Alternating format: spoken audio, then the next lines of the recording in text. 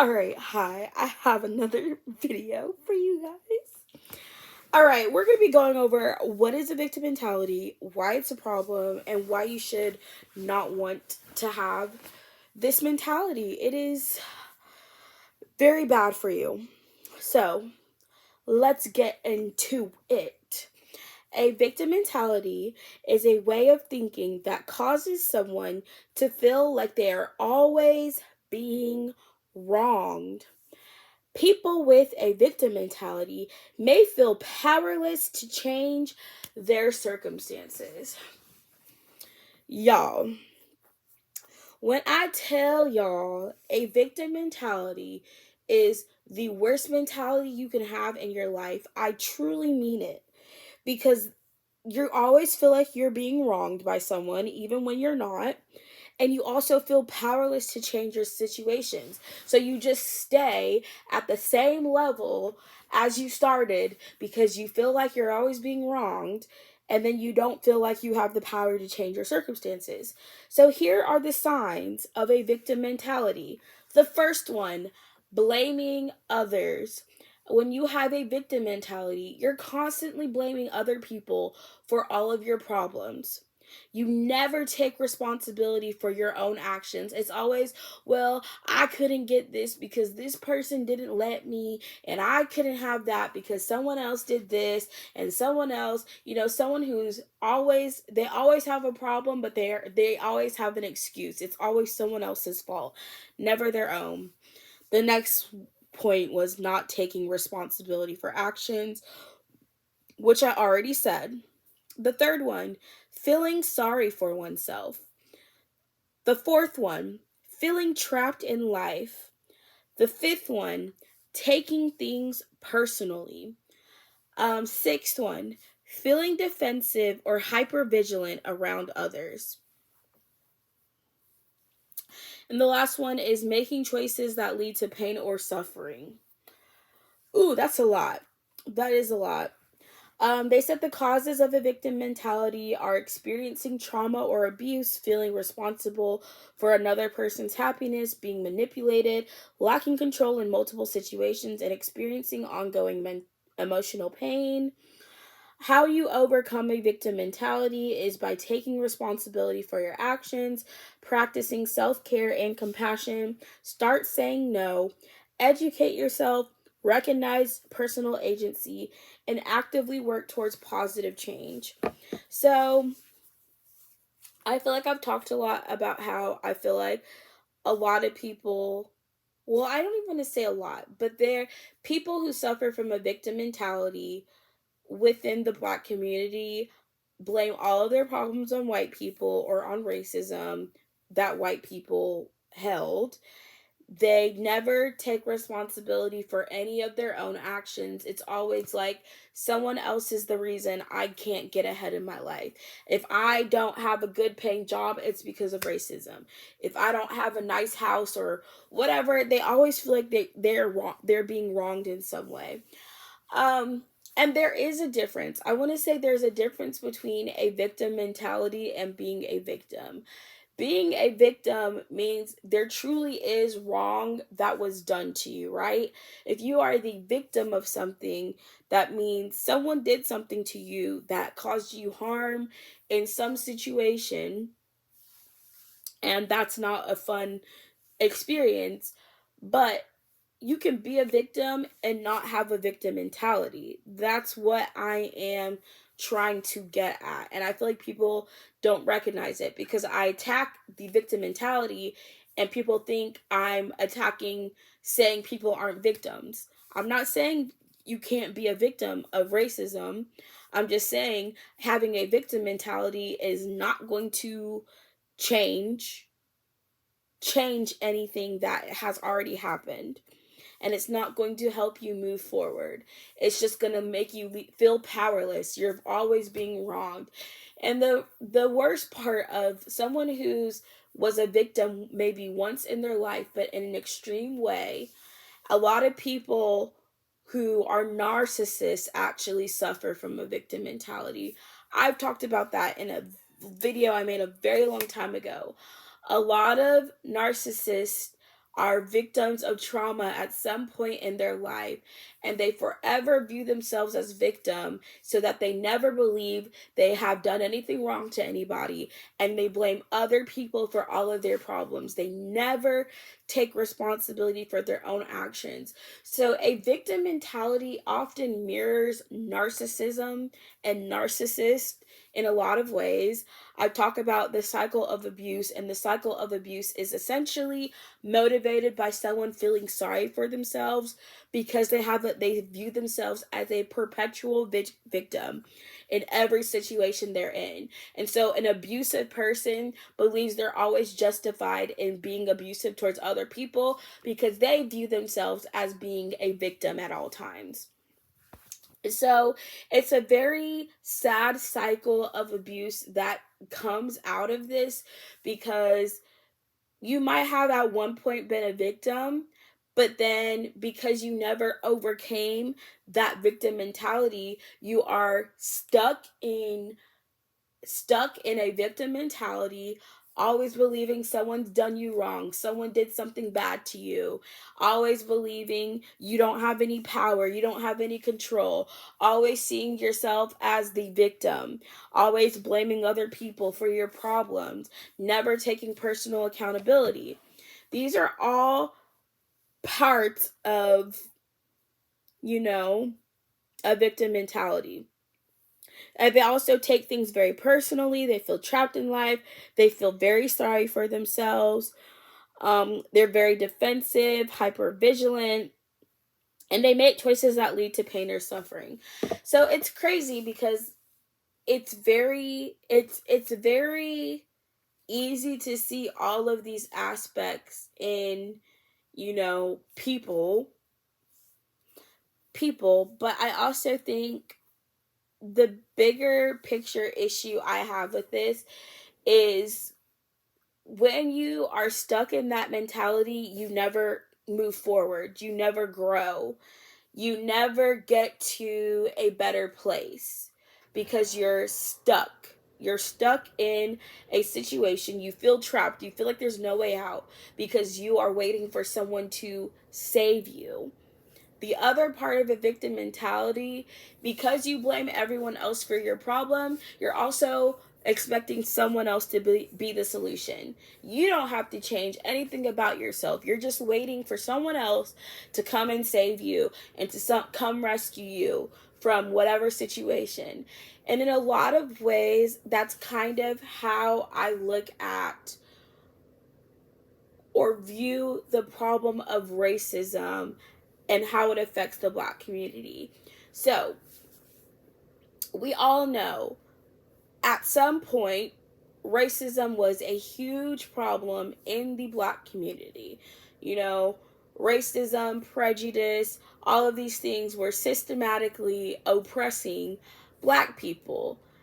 But I feel like what people who have a victim mentality, who are victims of racism in the past, do is they basically constantly look at how they were victims of racism at some point in their life. And even when the racism has stopped, right? Black people do not have the same prevalence of systematic racism as what previously existed. I know people don't like hearing this, but we have actually come a long way from the past. In the past, we had all of these horrible, allowed examples of racism and prejudice that were allowed to persist for years on years and years. Segregation, being one of them, Jim Crow laws being one of them, this whole separate but equal thing, which ironically is what some woke Black people want to happen again. They want to be segregated again because they have this idea that if Black people only support other Black people, they'll have more success in the country, which I kind of talked about in my other video. It would not really benefit Black people to only serve other Black people. They'll be stuck having you'll just be stuck where you are. You'll never get better by limiting your customer base to a small percentage of the population. But anyway, that's another story. I think there's so many aspects or parallels I guess I can see. But what I think is happening is a lot of people are stuck in the past. They still look at the problems we're facing in our current society as if we're still in the 60s, as if we're still being told we don't get to go have access to certain things. And that's not the reality of what's happening currently in our country. I feel like because we can see the disparities in wealth, that a lot of Black people just say, oh, well, these disparities exist solely because of racism. If it wasn't for racism, Black people would be well ahead. And I don't think that's necessarily the case, because what people don't realize is that poverty affects people of all races the exact same. You can be poor and white and still struggle with access to certain things. I feel like race on a social level has different implications, of course, but I feel like how poverty affects populations across the board is it negatively impacts their access to housing, education, employment, in honestly the same way across the board. Poverty is typically the biggest correlation with someone's access to good housing, better education, and good employment. Poverty is across the board going to have the harshest impact on that access to those things, because a rich Black person might still deal with racism, but all of these other aspects, they're not struggling for housing, they're not struggling for education, they're not struggling for employment. So I just think, if we use race as the scapegoat in every situation impacting the Black community, I feel like it doesn't give you the full picture. Which is why I don't like, when we just claim every problem that exists is just racism. But anyways, I also think a lot of people are stuck in the things that happened in the past and pretend like the things happening in the past are still happening today when they're not. Black people have the ability to own homes. Black people have the ability to get a good education. Black people have the ability to be employed and have a good job. There is no racism in this country that is allowed on a federal level, meaning there's anti-discrimination policies in place, and you can sue someone for discriminating against you on the basis of race if you can prove it in a court of law, of course. But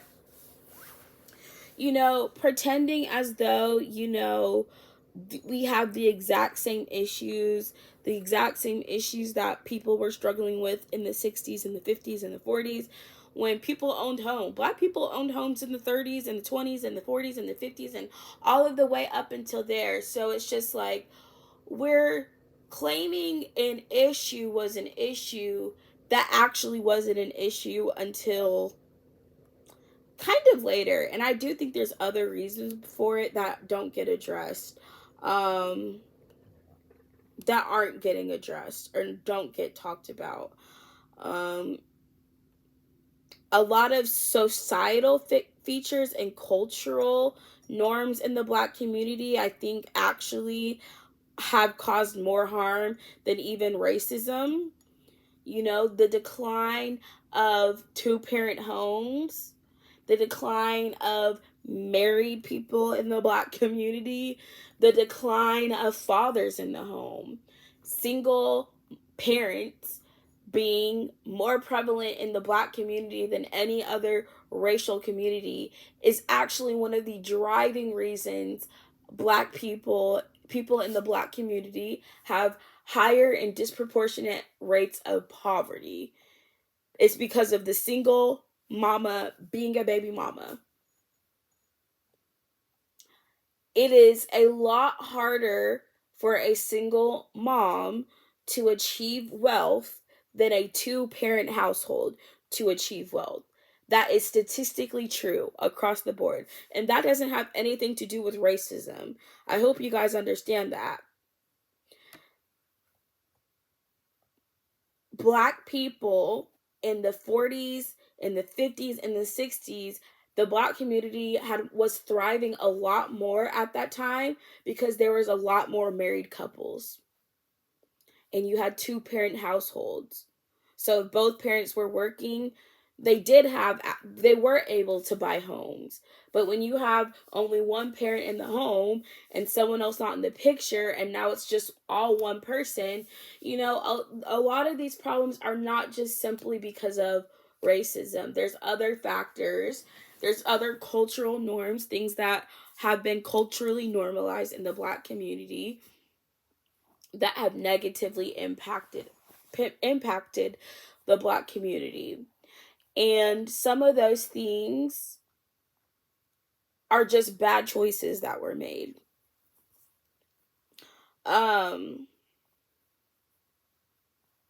Now, I do remember reading that there was something about, like, in order to get food stamps or to be on welfare, it was necessary for the father couldn't be in the home, right? So if you want government assistance, if you needed government assistance as a single parent or as a family, the law required you can't be married and the father can't be present. This is why living on welfare should not be something you want to have, which I don't think anyone would want that or would seek that out. But when you are living on welfare, the fact that it requires you to be single and not married, and you also can't have, the father of your child present in the home, I think tells you a lot more about how that type of program works to actively keep a family apart almost. When you break down the nuclear family, mother, father, children, that's the nuclear family, you have a lot of problems that happen. And basically, there was a disproportionate, I guess, amount of Black people on welfare. Honestly, I don't even know when this started. I don't know much about welfare. I would have to do a lot more research, honestly, to really comment on it. But that's the fact I do know, is that in order to be on welfare, you cannot be married, and you also can't have the father of the child can't be in prison. And living on welfare is not helpful to the Black community. It literally will keep someone in poverty for the rest of their life. They're willing to pay someone a limited amount of money, give them housing, give them shelter, everything, so long as they never get married and they stay living at a level that is just maybe above the poverty line, if not still on the poverty line. So you're maintaining poverty by being on welfare. So if you have a family that spends their entire lifetime on welfare, they're never going to have economic mobility because they're living on government assistance, and government assistance is not intended to get people rich or to get people out of poverty. Honestly, it's supposed to help people while they're in poverty, but if someone stays on welfare, that means they're staying in poverty. And if you're staying in poverty, you're not going to have any economic mobility. It's going to be limited. So it's like if someone is scared to lose that assistance that they currently have, because that assistance is given to them for free, they don't have to work, they don't have to do anything, you know, as long as they stay single, as long as they stay, the father isn't present in in their lives, you are not going to see any type of growth. And so that in a sense, it's like it was almost, it's like it was designed to keep a family broken up and also keep people in poverty. This is why I'm like, wanting more government interference in order for you to get ahead in life, I feel like is kind of counterintuitive, because the government does not exist to help get people rich. No, the government is never going to be giving out money to single women that's going to get them rich. It's just going to keep them in poverty. And you're never going to achieve a wealthy status living on poverty. At least I don't know. I don't know. And I think like that's true for anyone on welfare. It's not based off of race, it's just based off of the reality of how welfare works. Like, I don't know, if I don't think people strive to be on welfare. I would hope not. Um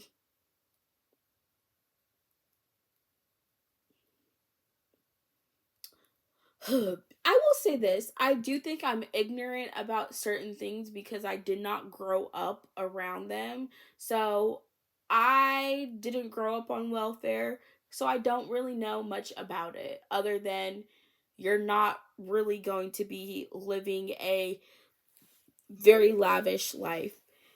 And the people that are living a lavish life on welfare are usually borrowing from someone else's. And it's just like, again, in order to be on welfare, you also have to be single, never married. And so it's like, yes, people on welfare probably are still in relationships, they just are not living together. Um, and it's crazy how it's like welfare almost gets passed down in families. I've heard supposedly. Um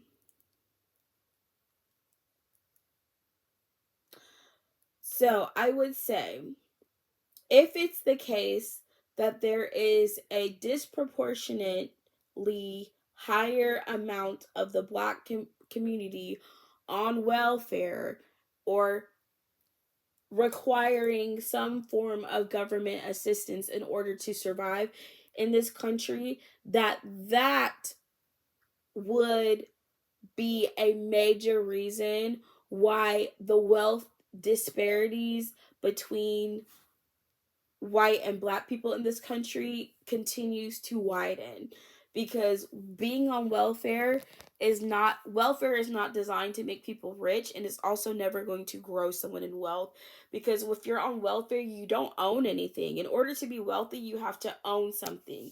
You have to own property, you have to own land, you have to own something to build wealth. If all you're passing down to your children is being on welfare as being how you survive in this world, you're just passing down depending on the government, basically.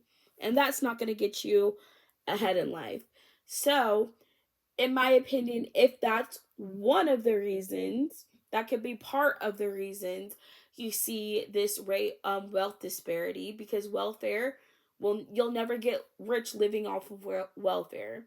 And if there's a disproportionately higher amount of the black community that lives off of welfare and government assistance, then those people living on in that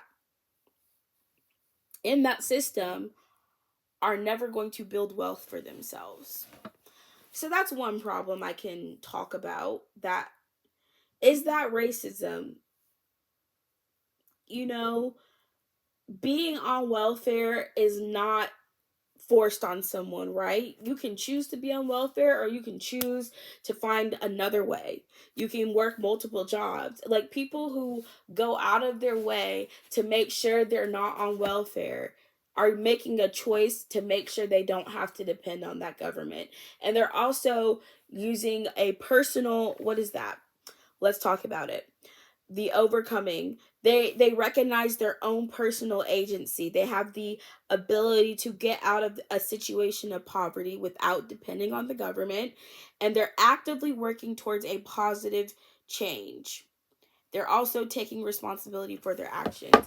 I honestly feel like growing up in poverty is not a child's fault, right? No child who's born into poverty made the choice to be poor. This is not blaming children for growing up in poverty or growing up on welfare. This is also not a judgment or condemnation of anyone who had to survive because that was all they had. But staying on welfare, if you grew up on welfare, you see that that's all you know, that's all you've seen, that's all you've heard of, and you stay on welfare because that's what your mom tells you. I'm honestly thinking of Precious. I watched the movie Precious, and that's honestly kind of the storyline. Precious's mom is on welfare, and that's how she is able to have the house that she has and everything else, and food stamps, and she's dependent on the government, what they would call a welfare queen, essentially. And they're very poor, right? Like, their basic needs are taken care of, but they don't have a lot of money for much else. And that's a very sad situation.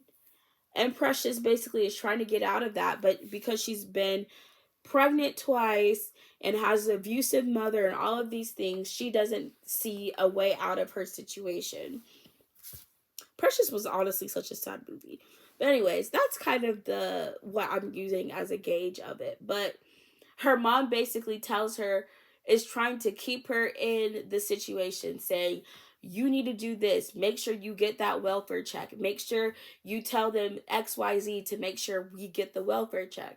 Because Precious's mom is lazy and doesn't want to work. So many things. I don't know. I feel like there's a lot of truth to a lot of what is seen in TV and movies in a lot of ways. Anyways, I probably at many points in my life qualified for government assistance, but I've never gotten it. Never gotten it.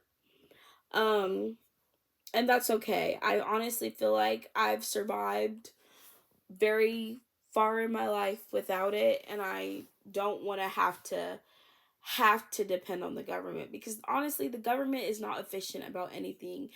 And at the end of the day, it's like you have to be, it's like in order to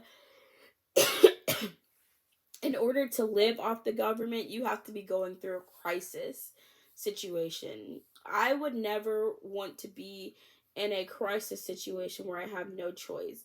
But that's what these programs are meant for. They're meant for people who are struggling in bad situations to use them as a way to get out of it. But when people don't get out of it, when they stay on government assistance, basically, they are stuck. They stay stuck at the same level of whatever level the government is keeping them at, basically, which, in my opinion, is either right on the poverty line or a little bit below it. But you're not creating wealth if you're living off of welfare. The other problems I feel like with the notion of victim mentality that blames every problem on other people and never takes personal accountability. It's like, if you don't believe you have the power to change your situation, then you never will. So that's another problem, because I don't believe I can do anything to get out of my situation. So you just stay at the same place. You never get ahead. get ahead in life if you believe you're powerless and nothing will ever change. So it's like you can't grow in any sense if you have a victim mentality where you're always saying you are limited to what you can achieve, or you're always being wronged, or you're always the victim in a situation. The last part, I guess, of this that I can say about is just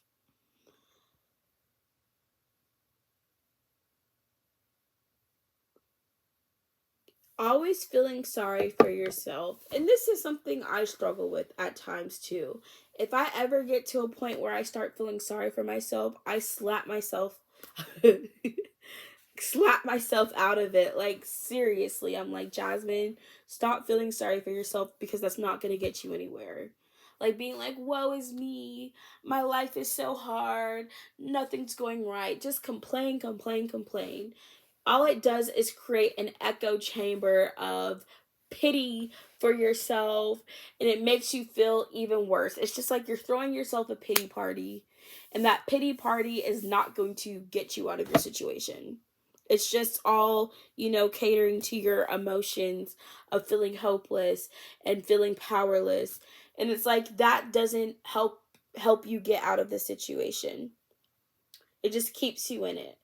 And I have to fight against feeling sorry for myself or not taking responsibility for my own actions. I have to actively fight to believe that I can accomplish things. I can overcome things. I am responsible for my actions, and I can make better choices, and I can make better decisions. So, it's easier said than done. It's like most people would rather blame other people for all their problems. It's a lot easier to do than take accountability for the choices that you made and change. It's hard to do. It's hard to get out of the victim mentality, but once you get out of it, you'll feel a lot more confident and a lot more better about yourself. My personal situation right now, I don't think I'm a victim of anyone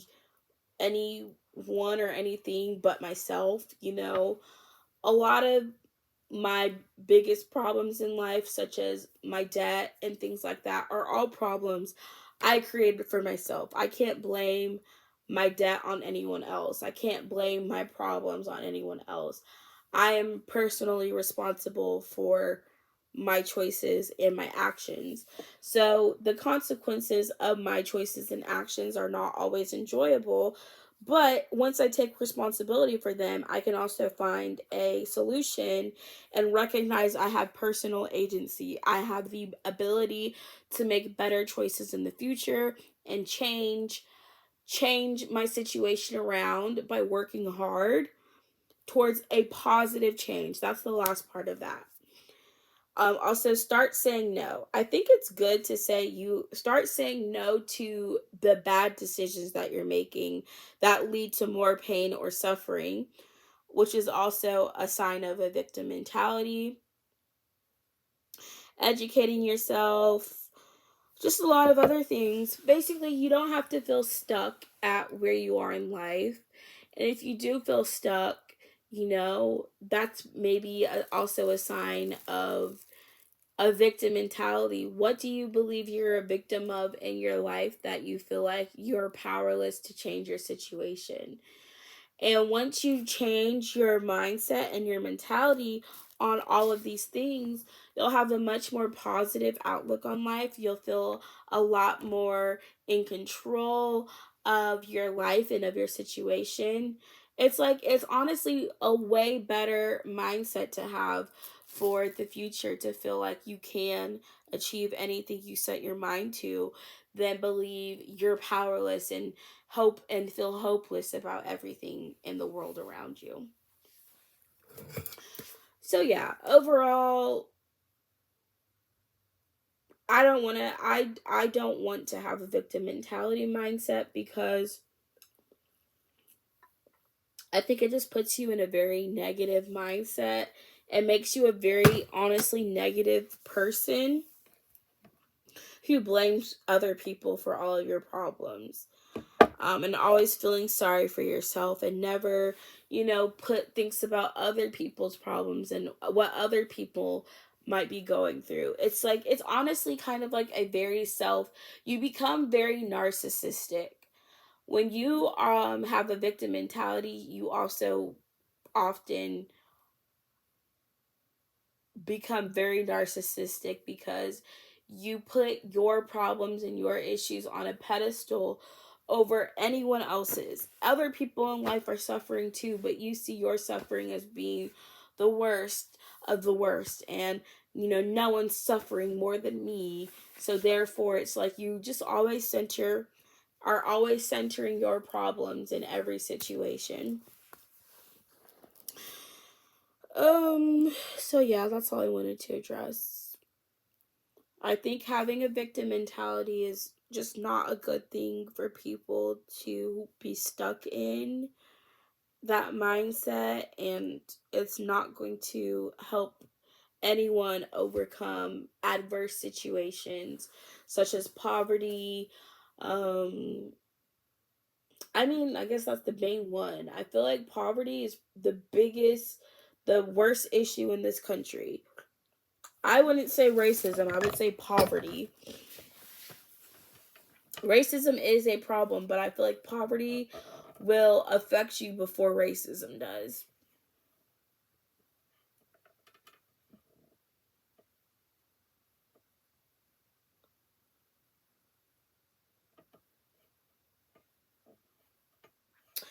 And I kind of touched on this in the last video as well, but I feel like some people equate racism and poverty as being one and the same, because the idea that every black person is suffers in poverty in this country is honestly partially a result of is partially the result of black people constantly claiming they don't have equal access to um housing and education and employment. Therefore, it's like, I feel like a lot of liberals who are allies of the black community, who are also hearing all of these woke talking points claiming black people are victims who don't have equal access to things like housing and education and employment. A lot of those liberals will begin to see black people as perpetual victims. And that is honestly partially, in my opinion, what creates the white savior complex, because you have a bunch of woke progressive black people claiming they're not equal because we don't have the same access, and we're being barred from we don't have the same access to housing, we don't have the same access to education, we don't have the same access to employment because of racism. And so all of these liberals, progressive liberals, are thinking, oh, well, black people are just all poor and uneducated and unemployed. Where does that idea come from? It comes from black people claiming they don't have those things, or they don't have the same access to those things. But if that were actually the case, no black person would be anywhere great in this country. So it's like some of these things I feel like we're not being given a good full picture of it, and then making it seem as though every black person is not capable of having anything good in this life, which is just not true objectively. I think black people are doing infinitely times better in today's society than they were 60 years ago. Black people can be very wealthy, can have very successful businesses, can do a lot of great things. And it's like what's limiting people really is just the mindset. The mindset is the biggest limiting factor of why, in my opinion, some people lack social or economic mobility.